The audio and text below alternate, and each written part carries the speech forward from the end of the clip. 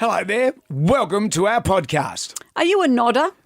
As in sleepy nod? No, a person who nods along when people are public speaking or the flight attendant's going through his or her actions. I'm doing it to you now. I am engaged with you right now. Are you? It's nice. I listening like to it. everything you're saying, talking lady. Okay. I love how you pay attention. We're going to talk about the nature of being a nodder. Digital producer Jenna, she went to see Taylor Swift last night, loved herself sick. Help your FOMO. Tell you what, Taylor's gone. I miss her. Although I can look out the window and if the weather's bad, I don't mind so much. Sure. It was awful. Taylor, we normally have blue skies. This is so you, though. You were looking at Digital Jenna's T-shirt and had all the forthcoming tour dates and you're going, when are our holidays? Could I go to Amsterdam to watch Taylor Swift? I said, she was just down the road. Missed her by that much. We talked to Kathy Lett, who's got a new book about women becoming invisible when they age. Yep. I think it was Kathy. She was invisible to me. The pub test, police marching in the Mardi Gras. Does that pass the pub test? It's all coming up. Enjoy the podcast. Everybody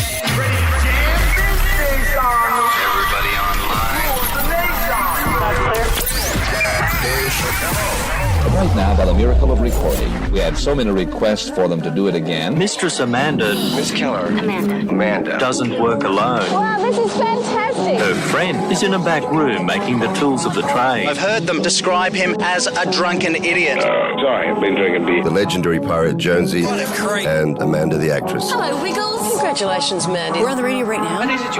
Jonesy and Amanda, you're doing a great job. You have no empathy for anyone but yourself, you giant tool. Now's the time to hear good radio. Sorry, a bit of a tongue twist there. Jonesy and Amanda are here. It's showtime, a-holes. We're on the air.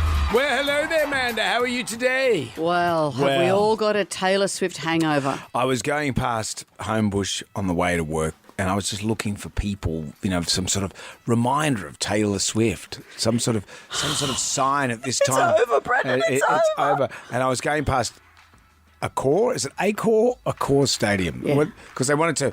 Remember Gene Simmons from Kiss? He called it. It's going to be in October in Acorn Stadium in Sydney. Acorn Stadium. But big things have grown from it. No, but I think it's Accor. We've been told countless times.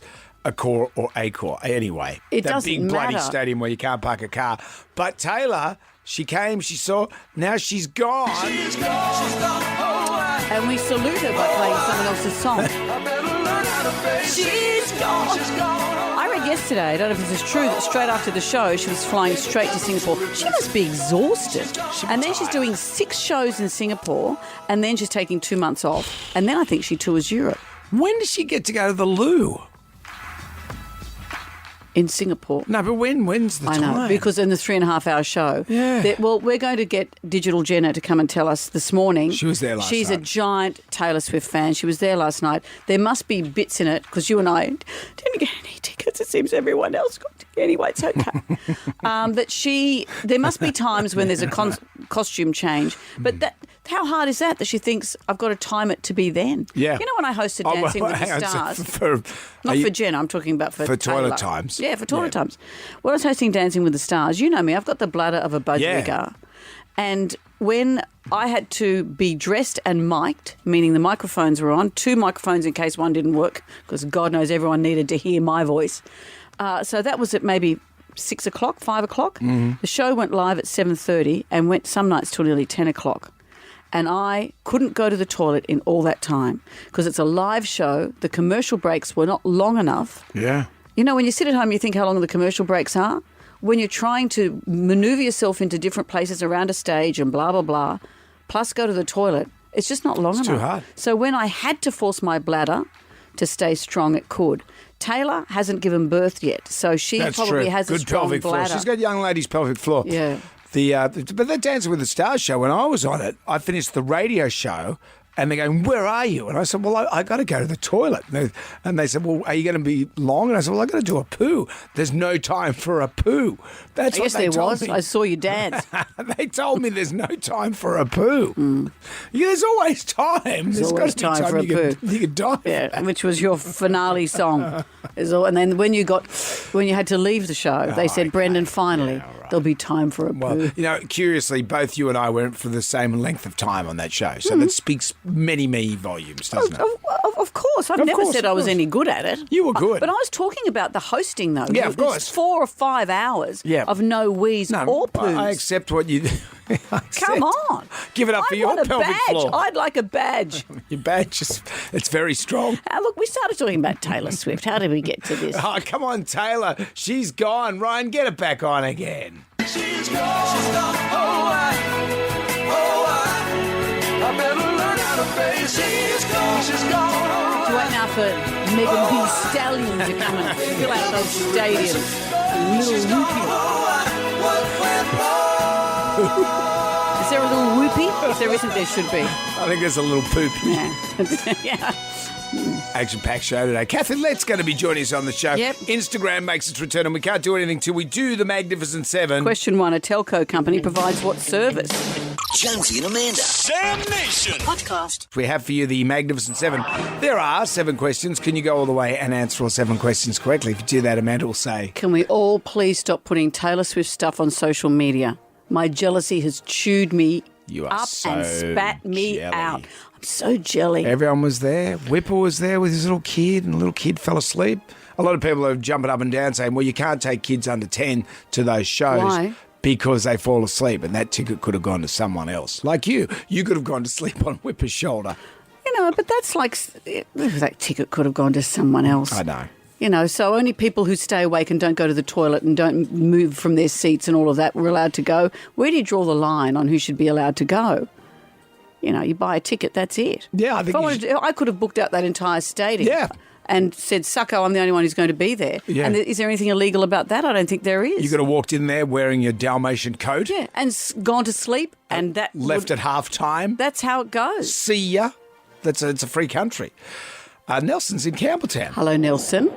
Good morning. Good morning. A telco company provides what service? Telecommunication. Yes, it does. True or false, Homer Simpson has a beard? False.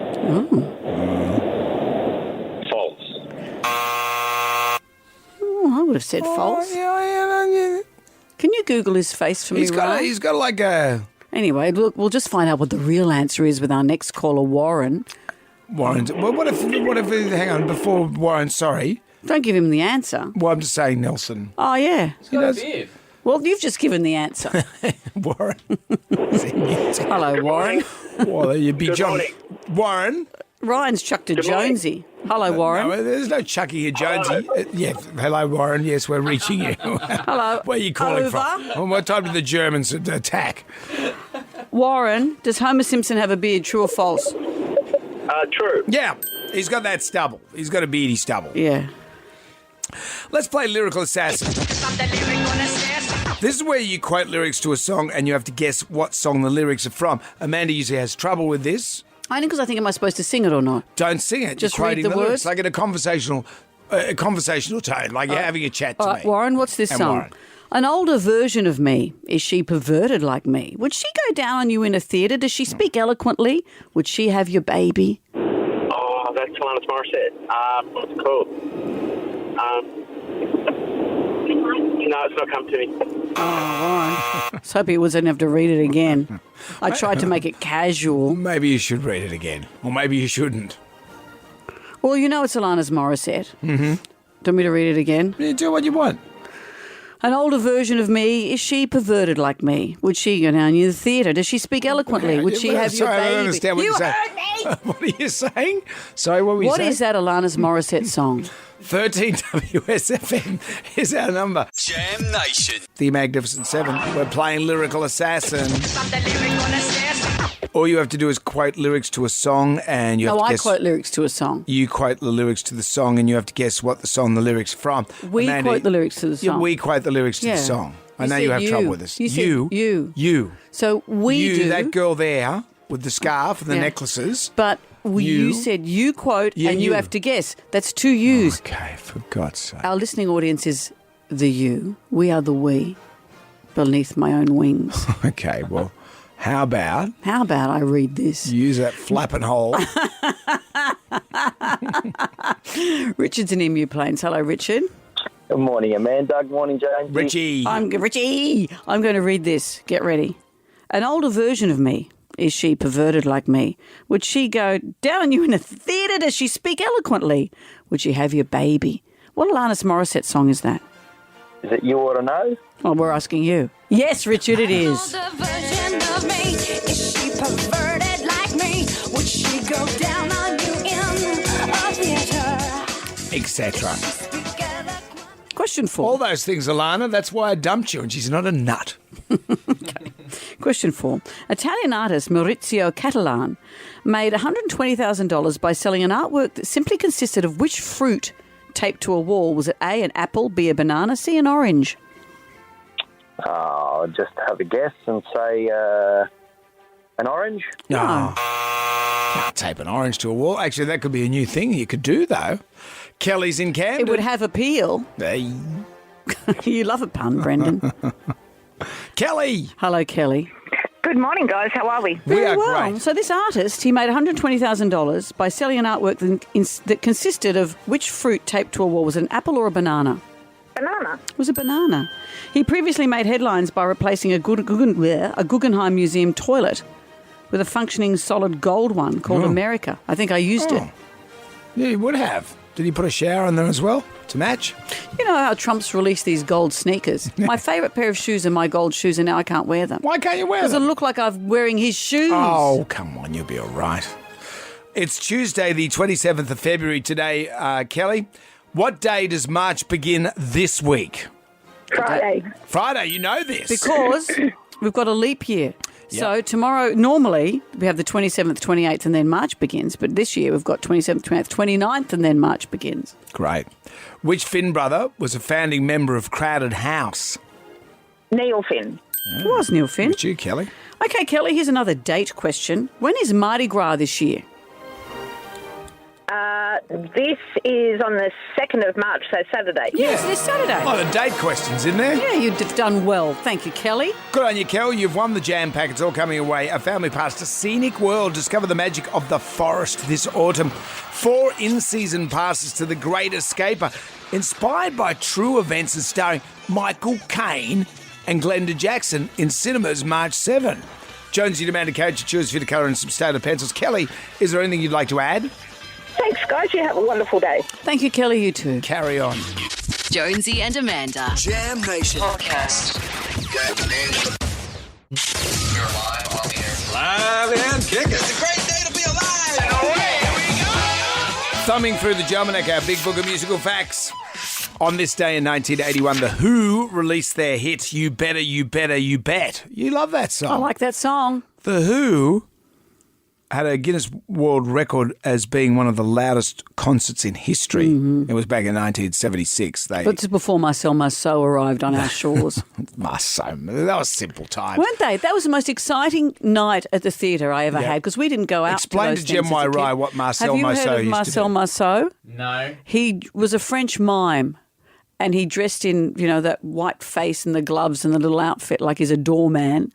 And he'd walk against the wind and holding a glass pane. And there wasn't a pane of glass. It just looked like there was. Cool story. And when I was a teenager, we went to the Regent Theatre in Sydney to see him.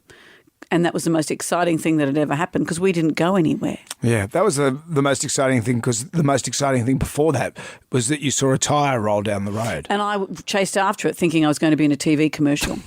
For what? For tyres, you fool. Naturally. Anyway, The Who in 1976, they had a concert that reached 126 decibels, which is similar to fireworks. It was so loud they actually won a Guinness World Record at the time for the loudest concert ever. Apropos of that, the title is held by Swedish band Sleazy Joe. Oh. These days, they had 143 decibels at their concert. Please don't play any of them. Please don't. Sleazy Joe. No.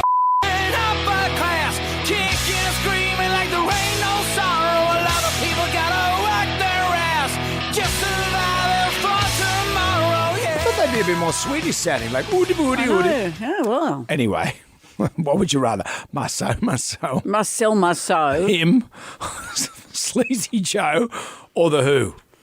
it's a tough one. Oh, come on. You want that? It's a great song. We're looking forward to playing this all morning. Jonesy and Amanda's Jam Nation podcast. Are you a nodder? When I have a sleep. No, I mean nodder in terms of if someone's talking or giving a speech or doing that sort of stuff, are you a nodder? I came across an interesting thread yesterday. This is how it started. If you're a college student who likes to nod intently at your professors while they're talking in class, just know that all of them adore you and think you're the absolute greatest. And this kicked off a whole thread of people saying how much they appreciate it when someone nods and pays attention to them and how they've learnt to be the same because they know what it means. Someone said, I'm a nodder. If you're giving a toast or doing any public speaking, I want you to know I'm listening and I'm impressed you haven't passed out with the fear that I would be having in that same situation. Someone says here, I didn't appreciate the value of this until I did my first big presentation at a conference. The head nodders kept me going and made me feel heard and supported. Ever since, I've been that sympathetic listener in the audience. A friend of mine is a flight attendant, and you know when they have those, this. To fasten your seatbelt, clip the buckle and clasp. Yes.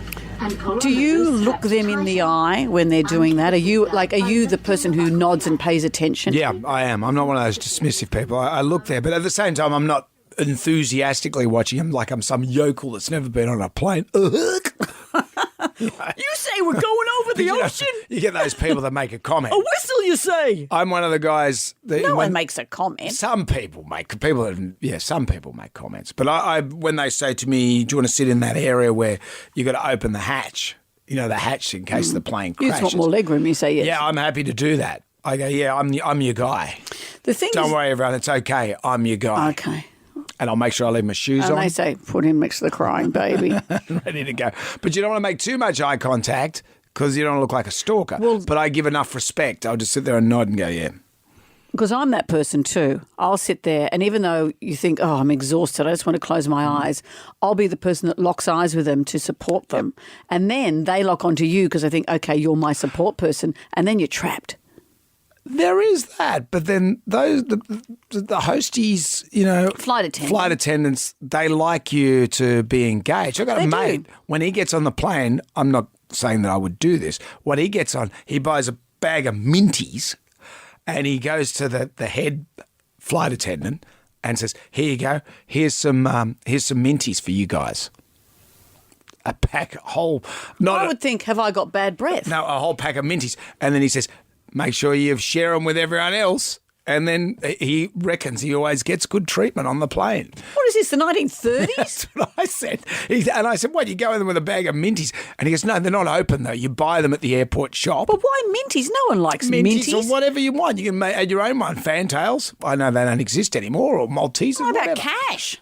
Well, you can't go. What are you, Joe Pesci? Well, the reason he's doing it is to get better service. It always helps him. Always gets the booze. A bag of minties. I think, look at this freak. Well, this friend and apparently it works for him. Oh, come on. But he does he sells cars as well. So it speaks every volumes. trick. Well, this friend of mine who is a flight attendant said she was once working and Rachel Hunter and Rod Stewart were on the flight. Yeah. And Rachel Hunter made eye contact with her, paid attention to her as she did all that stuff. And afterwards, Rachel said to her that her father had been a flight attendant and he'd always spoken about how much he appreciated it. So he'd passed the mantle on to her. And now the mantle is passed on to all of us. That minty story has completely just derailed my life. Why? If you saw someone sitting next to you on a plane handing the flight attendant some minties saying, hand them out to your mates, I think you're an idiot. They're not opened minties. No, I don't think it makes any difference. Bag of minties. Do you think that's weird, Ryan? Yeah, it's pretty weird. What do you mean? I'd appreciate a bag of minties if someone said, here you go, here's a bag of minties. Everyone loves a minty. I don't think they do. No, actually, maybe they do. No, it's quite a divisive lolly.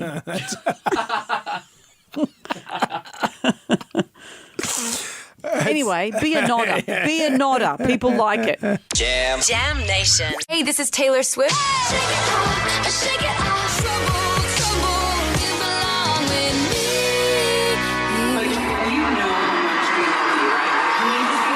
And just to add to Amanda's FOMO, Digital Jenna, who provides all our digital content and does a great job, is a huge Swiftie and you were there at the last show. Yeah, I was there. It was incredible. Amazing. And because it was the last one and you'd seen what had happened in Melbourne and in Sydney, did you think she might be out of gas by the time she got to the last one? To be honest, no. Like, she's incredible. I've seen the concerts on TikTok and everything, and I knew that she'd give 100% each show. I noticed you're wearing a Taylor Swift shirt there. Yes. What did that cost you?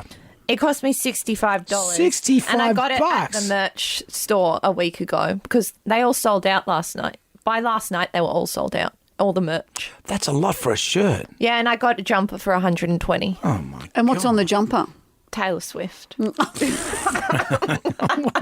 What a shock. What is going to be on the jumper? You've got a glittery 13 on your hand. What's Yes. that about? Okay, so Taylor's favourite number is 13 because she was born on December 13th. She celebrated her 13th birthday on Friday the 13th, and during her Fearless era and Speak Now, on her guitar she'd always write 13 because it represented fearless and Sure. She's think leaning right. into the so-called luck of 13, and it's paying dividends. Yeah. And what were the people like? Did you go by yourself? No, I went with my mum. Great. What did Yeah. your mum think? She loved it too. Yeah. And was everyone just up and screaming or filming themselves? What were they doing? Well, that's the thing I was surprised about. The people around me, so I stood the whole way. Of course. through. Didn't everyone? No. The people around me, a lot of them were just sitting down, scrolling through their phones and things like that. So I was kind of shocked. I don't know whether because I was towards the back, but yeah, I was just surprised that a lot of people weren't dancing and everything. I'm surprised at that. Yeah. Maybe it's different towards the front, but Yep. in my section, just the lady in front was just messaging people and all that. Not even... Not in the moment. She No. wasn't living the moment. No. Wow, that's a shame. Yeah, I was surprised about that, but that didn't stop me. You partied on. Yeah, I full on partied. Did you... I noticed your head has not got a hat on it, so you didn't get the 22 hat. No, as soon as the first beat of 22 played, I was like, I'm still up here. I didn't get picked. Do they give the 22 hat to adults? They have. Oh, have they? Have they? In Melbourne, they gave it to a 19-year-old TikToker. Right. So he was the only adult. Yep. Because you'd feel a 22 little hat bit recipient. like if I was there and I got selected to get the hat, I'd feel like, okay, this is, Oh, I wouldn't. you'd be straight up there. I'd be pushing up there. poor little sick kids out of the way. Oh, not the sick kids. I'm getting that hat. No. Okay, the sick kids didn't have it. Yeah, Not just the ordinary kids. When I went to see Barry Manilow, I know it's similar, Yeah. but I went to Vegas to see Barry Manilow, and it was quite an intimate little setting. And my friend Melanie and I had loved him from when we were 16, and we were now in our 50s. And we said, we're going to stand up the whole show and go, woohoo! And then, this is terrible, I heard, bzzz, and all the people in wheelchairs were behind us. Well, And that's Barry I Manilow. uttered a terrible expletive. I'm glad no one saw me go, oh, bugger. This has wrecked everything. Because I couldn't stand up for the whole couldn't show. So at least that- you got to enjoy. Yes, I'm grateful for my experience. Because Amanda's got major FOMO, by the way. I do. Yes. And me and the animals at Sydney Zoo were going, bye, Taylor. Bye, Taylor. But it's okay. Wheatus are coming for Pandemonium. You go and see Wheatus. Oh, what a relief. Teenage dirtbag. Jenna, thank you. Thank you. Jenna's gone. Taylor's gone. She's still here. I can see her. And also, shouldn't we be playing a Taylor bit rather? We're celebrating her by playing Hall & Oates. Jonesy and Amanda. Jam Nation. Gram right now. Who wants some free money? Instant. Coin cash. Moolah. I like the sound of that. Jonesy and Amanda's Hold on tight. You got 10 questions, 60 seconds on the clock. You could pass if you don't know an answer. We'll come back to that question if time permits. You get all the questions right, $1,000. Yeah, and you can go with $1,000. Or we say, you know what, let's put the tempting pants on. Do you want to double your money? But it's double or nothing with one bonus question. Got a long way to go before we get the pants out. Matthew's in Rouse Hill. Hello, Matthew. Hey, how you going? Going all right? Hi, Matthew. Now, let's get to it. We've got 10 questions, 60 seconds. If you're not sure, say pass because we might have time to come back. Are you ready to start? Yep. Good luck, Matthew, because here we go. Question 1. On a traffic light, what colour is go? Green. Question 2. What shape is a $5 note? Rectangle. Question 3. Traditionally, what do umbrellas protect you from? The Rain. Question 4, an Americano is a type of what drink? Coffee. Question 5, true or false, The Little Mermaid is the highest grossing Disney film? False. Question 8, technically, what is Twitter now known as? X. Question 7, which zoo did Taylor Swift go to recently? Sydney Zoo. Question 8, TV network KO broadcasts what kind of content? Sport. Question 9, how many Jackson siblings were in the band? 5. Question 10, how many years apart are the Summer Olympics held? 4. There it is. Look at him. Wow, Matthew.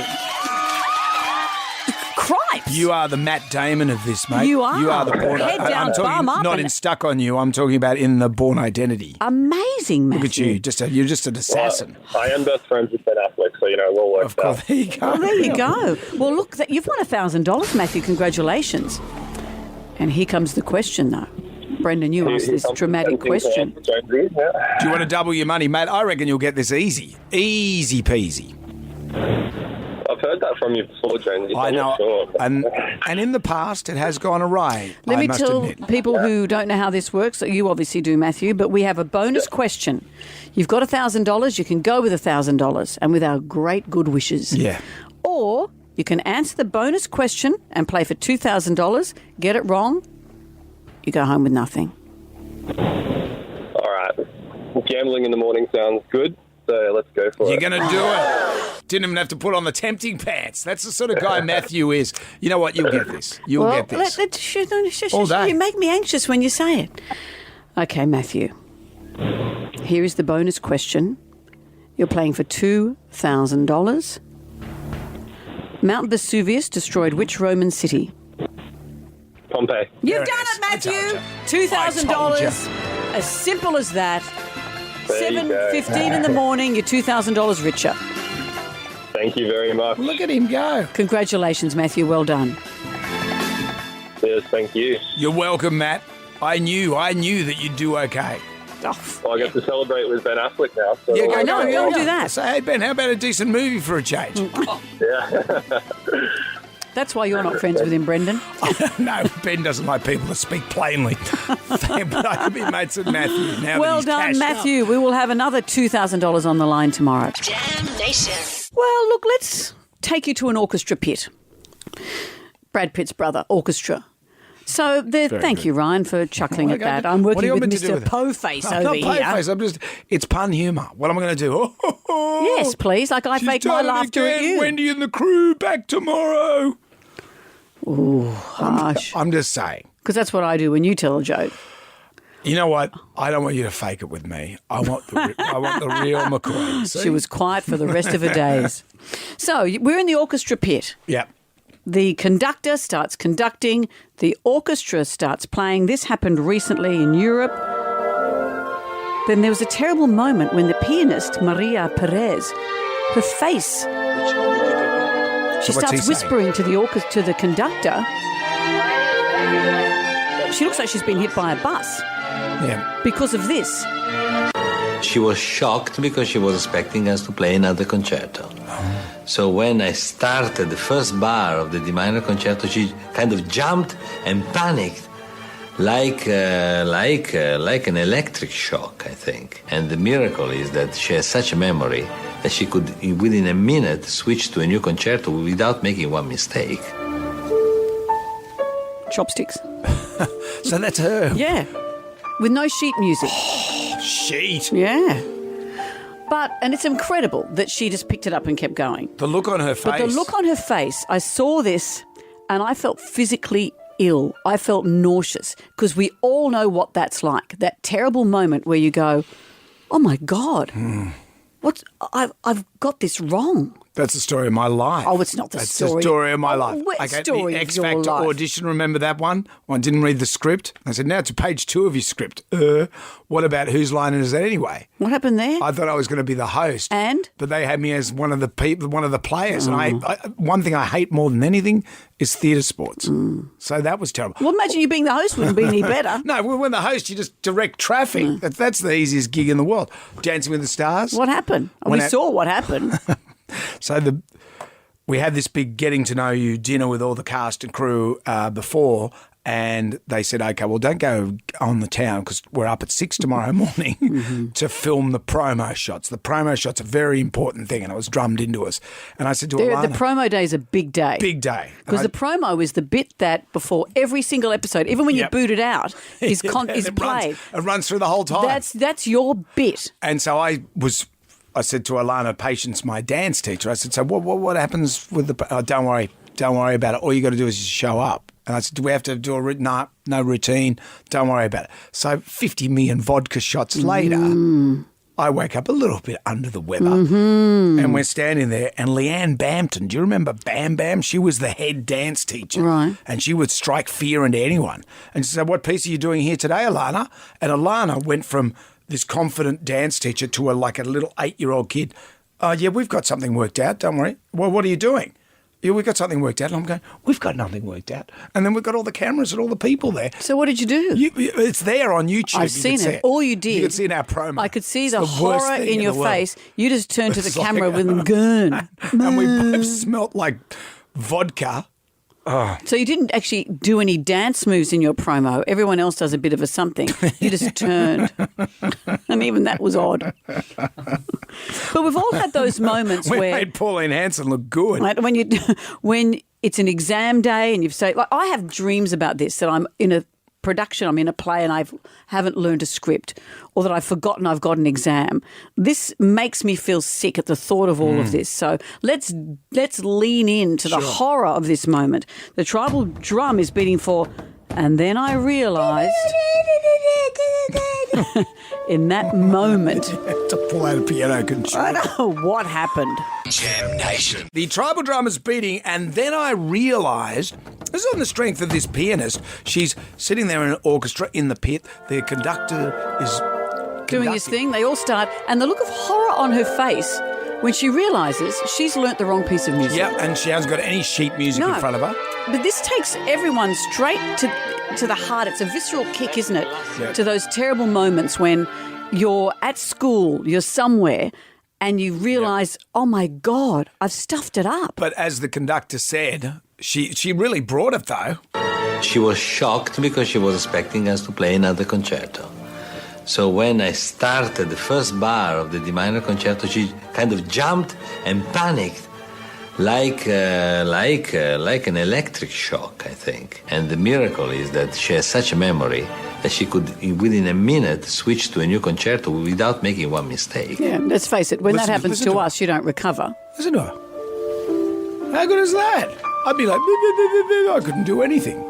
You're not a concert pianist, but this is the thing. What if you're at school and you get an exam and you go, I haven't studied this. Yeah. I haven't done any of that. This is the stuff of nightmares. Jess has joined us. Hello, Jess. Hi, guys. How are you? Great. What happened, Jess? I saved the day. That's what happened. Oh, here we go. So I previously did karate, and I was in a national tournament, and we were doing a team kata, and kata is like just a routine of moves. Anyway, I thought we were doing one particular kata. Obviously, my teammates knew differently, and there are different ways that you have your hands before you start. So as I've gone to start what I thought was called NP, and I've put my hands in a certain position, my two teammates have put their hands over the top of each other to start a kata called kankudai. Thank God I was trying to go for my black belt that year, and I had studied a textbook and learnt the kata kankudai. I sneakily changed my hands, went on to perform the kata. We won first place in the position in the Australian team. Wow! So you went from Kenti to kata to kankudai. Stop, Brendan, stop. Went straight to HR. I knew that would go at me. Not a go, Jess. That's admiration. That is amazing. Jess, that is amazing. Because otherwise, if you didn't know that, you'd have just done the Sharpie dance or done the nut bush while they're doing all their moves. Different. Absolutely so different. Not a silly kankudai after all. But those terrible moments when it first dawns on you. We're going to take more of your calls after the news. Jonesy and Amanda. Jam Nation. Podcast. Are we ready? I was born ready. Ready, willing, and able. Let's go already! Okay, I just wanted to make sure that I was ready. To watch this video of the pianist Maria Pieres realising during a performance of this concerto that she's learnt the wrong piece of music. The look on her face. She looks like she's been hit by a bus. And she's talking to the conductor. I was saying, I don't know the thing. And the conductor went on to say this. She was shocked because she was expecting us to play another concerto. And the miracle is that she has such a memory that she could, within a minute, switch to a new concerto without making one mistake.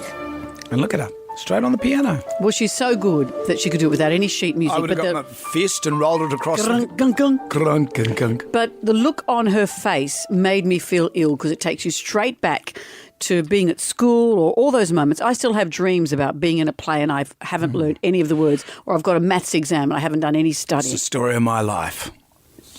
The tribal drummer's beating for this. Wendy has joined us. Hello, Wendy. Hi, good morning, guys. Hello, what happened? About 32 years ago, my sister and brother-in-law took my niece to Strathfield Station to get on a train to go off to the school camps. Mm. Yeah, they packed her on the train and off she went, waved her goodbye. A couple of hours later, they get a phone call from the camp she was supposed to be at, asking where she was, and then another camp rang and said, we've got your daughter here. They put her on the wrong train. They should have checked. Oh, no. Yeah, she stayed for the week and everything, but it still comes up over 30 years later. She stayed at the wrong camp for the week? Yeah, went to the wrong camp, yeah. She went up the back of Newcastle somewhere. Yeah, they just packed her on the train and waved her off. Those were the days. All right, she's comfortable. She can just stay there. I wonder if that camp was better than the other camp. Yeah, no mobile phones to chase it up or anything back then. Just waved her off. It's like those moments, and you mentioned this, Jem Wai, when you realise that it's mufti day and you're in school uniform. That's the horror. Oh, it's terrible. Yeah. You just want the world to swallow you up. Yeah. It's funny now because really who cares? But at the time, those are those moments where I'm not going to survive this. Yes, that's why Jem Wai is wearing a school uniform today. Every day insists. Off to join ACDC. What's worse, though, going to school dressed in your school uniform or going dressed to school in mufti when it's not mufti day? They're both equally Which one horrific. is worse? I would say I'd say going to school in mufti outfit would be worse if we did a poll Or on that. book week and suddenly Spider-Man turns up. That's next week, you fool. Dressed as Harry Potter. Jonesy and Amanda. Jam Nation Podcast. Let's get on down to the Jonesy and Amanda Arms for the pub test.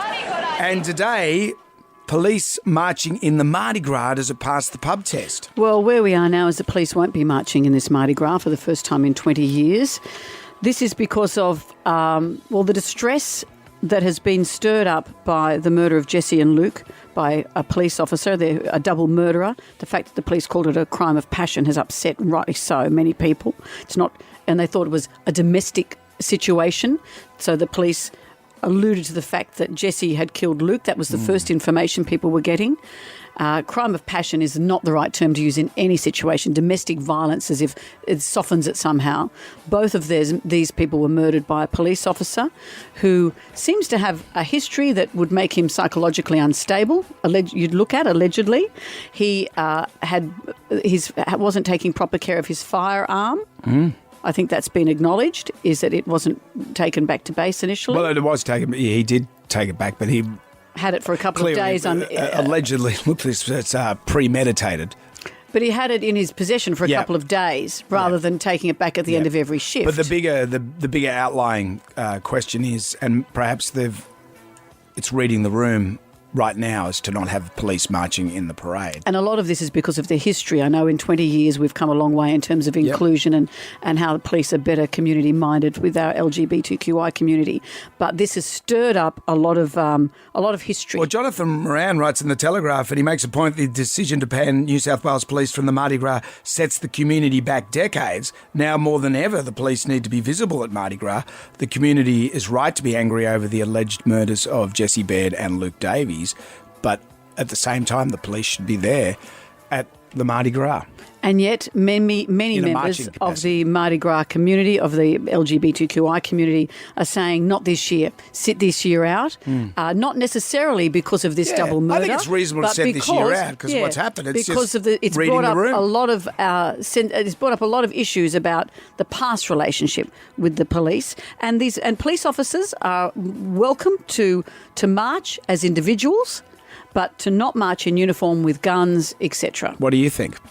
Why don't you give us a call? 13 WSFM, police marching in the Mardi Gras. Does it pass the pub test? Jam Nation. WSFM, hello there. It's Jonesy and Amanda. It'd be a tough job being a police commissioner, wouldn't it? You've just got to please everyone, but you've got to do the right job. But I think in the case of Karen Webb, with what's been happening to her with the police conference, the press conference the other day, dealing with all the questions from the press, I just feel that you've got to really put on a confident, strong force, and you can be a bit brave with your opinions with stuff. I just found it quite extraordinary that we're seeing footage now of this bloke, this is the perpetrator, the alleged perpetrator of this double murder, tasering a perpetrator in the face. Yeah. And Karen Webb said, oh, no, I haven't seen that footage. I'm thinking, well, I saw that footage. And then this goes back to the old lady that got tasered by that copper. She said at the time, Karen Webb said at the time, no, I haven't seen that footage either. If I was the commissioner, I would be seeing all that stuff, wouldn't you? Absolutely. You'd be sitting there going, okay, someone's ass needs to be kicked. Yeah. You go. That's what cops do. I don't know why we're pussyfooting around with this. It's an interesting skill set to be the commissioner because you have to have knowledge of the policing, which she does. Yeah. You have to, though, also be a politician, and you have to be the buck stops with me kind of face of the police and answer the hard questions from the public. And this is the bit where she's falling down, I think. But she's she's not really a politician. She's the police No, commissioner. but what I mean is she's the commish, but she has to deal with politicians. It's a political position in that regard, not politics as in, Parliament House politics. Yeah. But it's a very political position. But she has to be across all those things. So she has to understand how the police work. She has to also understand what the community wants and communicate all of that. And that's where I feel there's this disconnect. It would be a hard job, that's for sure. Yeah, but at a time when the public is saying, come on, I think so many people, as you said earlier, do not call this a crime of passion. Do not say it's domestic violence. Yeah. So many women are killed every week. These two poor men murdered. These are not crimes of passion. And one of them was blamed for originally a suspect. I know the police go in with an open mind with stuff. Yeah, but they seem to actually allude to that in the stuff I was reading in the first few days. But wasn't there a time when coppers used to be able to use journalists as a part of a tool in their policing? I'm sure they still do. Well, Karen Webb isn't. That's the thing. And it's a PR exercise. Really, being a copper is a PR exercise. It's about getting the community on side. And it's also upholding the law. I understand that. But you've got to put on a bit of a show. You've got to put on a bit of a P.T. Barnum show. And you have to allow uncomfortable questions to be asked and to give us confidence that you know what you're doing. Jonesy and Amanda. Jam Nation. Podcast. We're not gonna take it. I want you to get up right now. I feel like I'm taking crazy pills. Go to your windows, open them, and stick your head out and yell, I'm as mad as hell. I'm not gonna take this anymore. Down to the Jonesy and Amanda Arms for the pub test. Police marching in the Mardi Gras. Does it pass the pub test? Well, the police have said they're not going to. This has been requested by the Mardi Gras committee. The LGBTQI community is hurting at the moment. A police officer has allegedly murdered two of their members. But they're saying here the horrific case this case is not directly related to the broader issues of homophobic police violence over recent decades. That's what this story has brought up, to have police marching with their guns at the Mardi Gras. March as individuals, but they've been asked not to march as a group. How do you feel? Police marching in Mardi Gras, does it pass the pub test? No, police should not be banned. It was not a policeman in the line of duty killing two gay men. It was a domestic violence incident, a gay man killing two other gay men. If it was a doctor who was involved, would doctors be banned? If it had another vocation, would that group be banned? They are banning a whole group of people based on one bad person committing a crime. No, it does not pass the pub test. I believe the police should be allowed to march because what the gay society is doing is blaming all police for the actions of one. So if they're not allowed to march, maybe the police shouldn't be there doing security. That way, they don't upset people. I just think that the gay and lesbian Mardi Gras is at the very core all about inclusion, and it's the fact that this man happened to be a police officer and he was gay. I actually just don't understand. I'm floored by it. I think they should be. Look, Mardi Gras is all about being inclusive. I've got gay friends who've been through hell and back and had some horrible things happen to them. This is a horrible thing that's happened, but I think, it's time to get together as a community and band together. So, yeah, they should be marching. What are we going backwards? What about women's domestic violence? This is just a lover's triangle. I don't know what kid yelled out gay hate crimes. I heard that on some voice somewhere. It's not. Another family got killed just a few days before. It's a regular lover's triangle, domestic violence. Let the police take care of it and let the police march. Your regular's loveless triangle. Is that a thing? Jonesy and Amanda. Jam Nation. Podcast. We love this woman. Our next guest is a tour de force in the literary world. Her razor-sharp wit and candid humour have touched hearts through her best-selling novels such as Puberty Blues, Husband Replacement Therapy. She's got a new book out called The Revenge Club. Kathy Laird, hi. Here she is. Hello, favourite woman, and hello, Jonesy. How are you guys? Kathy, I am well. I love the notion of this book, which is, I don't love the notion of why it's, what it's about, but as women get older, we become invisible, and ain't that the truth? Ain't that the truth? I mean, how old are you, Jonesy? Are you kind of your silver fox territory? I'm 56 in April, April 3rd. Okay. So you get to be a silver fox, where we get to be an old bag, a hag, a crone, an old chook. I mean, Amanda, you're a goddess at all times, obviously, but the language is quite different, isn't it? The language between us is quite different. And also we get told what we can wear, what we can't wear. I've never heard a man dismissed as mutton dressed as ram, ever. Right? Yeah. So in this novel, 4 women form a revenge club to take revenge on the men who sack them for the crime of hitting middle age. It's like a cross between the First Wives Club and 9 to 5, with a bit of Mrs. Doubtfire or Mr. Doubtfire thrown in. I say no more. But it was great fun to write. It was very cathartic. Oh, I bet. And we've all seen this. I read a study that said that they'd mocked up a bank robbery and people had to say what they had seen and who'd been where. The middle age or the sort of the woman in her 50s, no one tracked where she was. You could live a life of crime and no one would know you're completely invisible. They give us a cloak of invisibility. The question is, are we going to use it for good or for evil? Oh, yes. Because even MI5, and they're saying now they want to recruit older women because nobody sees us. And I'm like, I know, it's hysterical. We are the best guys. But I think, it's ridiculous because post-menopause is the best time of a woman's life. Yeah. Because no period cramps, no pregnancy fears, you've got all that tampon money to spend. And so I want to say to women, go forth and be fabulous and have a great second act and kind of put yourself first for the first time in your life. Yeah. And it's liberating, And it's also sexy. I mean, people keep saying to me, oh, you're 60. I go, no, I'm in my 60s. I mean, all my girlfriends are swinging off a chandelier with a toy boy between their teeth, Really?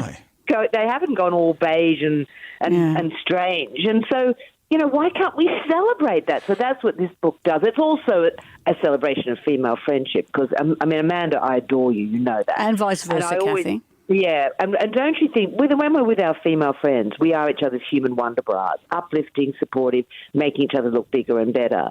And if I have any gift at all as a writer, it's putting down on paper the way women speak when there's no men around, because it's so funny and it's so fabulous. So that's what I just try and capture in this book particularly. I didn't realise this. I didn't know you were a camper, an outdoors type, and I was watching you on Instagram and you had a snake and a kangaroo in shot at the campground. It's like the new coat of arms. I know. Well, trouser snakes are what I really know a lot about. Right. Not the kind of creepy, crawly ones. But I love being back in Australia. I mean, we live in the best country in the world. Oh, my God. In Britain, I spent half the year in Britain where they think optimism is some kind of eye disease. But out here, the energy and the pizzazz and the fun and the frivolity and just the positivity about life is just so joyous. So it's beautiful to be home, especially with all my Aussie great girlfriends, because I think Australian women are the world's best kept secret. Funny, feisty, fiercely loyal. I mean, you guys are so lucky to have these brilliant women around. You're spoiled. Well, Aren't you, Brendan? Aren't you spoiled? Yeah, they're great. Yeah. I could eat 4 a day. Everyone should own one. Oh, my God. Could you slap him for me, please? That's a joke. I've given up, Kathy. Come I've on. given up. Kathy, it's always great to talk to you. The Revenge Club is out today in all good bookstores near you. Kathy, thank you. Oh, I love you guys. Lots of love. Bye, Amanda. Bye. See you soon. See you soon. See you later. Absolutely. Bye-bye. Jam Nation. It's interesting that with Donald Trump pointing more and more towards how old and demented Joe Biden is, people are going, well, hang on a minute, let's look at you, because there's only a few years age difference between them. And this man who is, his name is John Gartner, a psychologist and former professor at Johns Hopkins University Medical School, has delivered a damning verdict on both politicians. But he says that Biden shows diminished mental acuity because of his age, whereas he thinks Trump is showing signs of dementia. Biden's brain is aging, he says. Trump's brain is dementing. There's been a number of examples of this. He called his wife Mercedes during a really chaotic speech in Washington. He got his wife's name wrong. He said, go out and vote, November 27. Remember this, the date's very important. The vote's not till February. He said Biden is more experienced, he's more predictable. He's a politician that everyone wants. You know, he's erratic. So he's supporting Biden. Yeah, he's erratic and he's all over the place. He called his Conservative candidate, his competition, Nikki Haley, he called her Nancy Pelosi, who's Speaker of the House. Yeah. He's just all over the shop. And yet, we still come back to this, and yet, showing signs of dementia, his people will vote for him and follow him no matter what. This was so obvious when Jimmy Kimmel, talk show host in the States, sent out a reporter to talk to Trump's fans, to the MAGA people, and this is how it went. What did you think when Joe Biden suggested that COVID could be cured by shining a bright light inside the body? It is very sad that Joe Biden is clearly a dementia patient. What do you think about Joe Biden saying that getting through the 80s without getting HIV was his own personal Vietnam? Again, it's very sad, his mental capacity. Okay, I'm so sorry. I got my notes mixed up. Can I ask you this question? Can we start over and me ask you? Okay. What did you think when Donald Trump suggested that COVID could be cured by shining a bright light into the body? It depends what that technology is. That's a broad spectrum because it just depends the context of that. What did you think of Donald Trump saying that getting through the 80s without getting HIV was his own personal Vietnam? Dementia patient? No, I don't believe that. There's more. There are accusations that Joe Biden cheated on his wife with a porn star after his son was born. And there's actually a paper trail showing he paid the sex worker $130,000 to keep quiet about it. Well, who did that? Joe Biden. And he was making, I think, less than $100,000 a year at that time as a congressman. A senator. And how does he do that? You tell me. Would you vote for someone that... Of course not. Okay. So Trump did do that. Trump had a fling with Stormy Daniels. And paid her $130,000. Hush money, yes. And you're voting for him? I am. My father had affairs too, and I still respect him. How do you feel about Joe Biden using his bone spurs to dodge the Vietnam draft? Joe Biden has a problem. He isn't an American. He isn't a patriot. I'm sorry. I asked you, I said Biden and I meant Trump. So those were things that... Oh, Trump? Trump, yes. Can I ask you the question again with the right name? I'm so sorry. How do you feel about Donald Trump using his bone spurs to dodge the Vietnam draft? My brother-in-law had flat feet. It's unbelievable, isn't it? They've just decided Trump can say anything and it doesn't matter. Good luck to everybody. Jonesy and Amanda. Jam Nation Podcast. All right, let's get started. Overdrive. Brace yourselves. Come on, baby. Bring it home. Do you get your eyes checked regularly? I'm pretty bad with that. No, I don't. I went and got my eyes checked regularly. You're pretty good. You had a skin check last week. You went to the dentist this week. Because your week of doing everything. It's my 60,000 service. What time are you seeing the proctologist? I've never been to a proctologist. Actually, Harley had to go and have his eyes checked the other day, and I had a... I thought you were going to say you had to go and get your well, proctologist. I had a necklace that had the eye on it, like that Greek symbol. Oh, the evil eye. Yeah. But it's good. The ophthalmologist said, oh, do you wear that because you were coming in here? I thought, well, what would I wear if Harley was going to a proctologist? I can't imagine. They got a new thing. They test the pressure of your eyeballs. And have you ever had that? They get a little puffer thing, and it goes, and it puffs air into your eye, right. And it measures the pressure in your eyeball. They got this new device, and the lady said, "Okay, just look into this device; it'll just tickle." And I went, oh, "Okay," and it was like, ee. And I said, "Oh, that does tickle. What is it?" She goes, "It's a spike that goes into your eye." If there was a fire alarm while the spike's in and everyone runs out. And I said, well, you could have told me that beforehand. No. She goes, would you rather hear that or not? But Doesn't it's hurt? not it tickled. Your eye's very resilient. Remember that time my eye fell out when I was riding my motorbike? What happened there? I got incredibly irritated as I was riding along and it almost fell out of my head. I could still see out of it. And I looked into the mirror and I actually got all faint because it looked...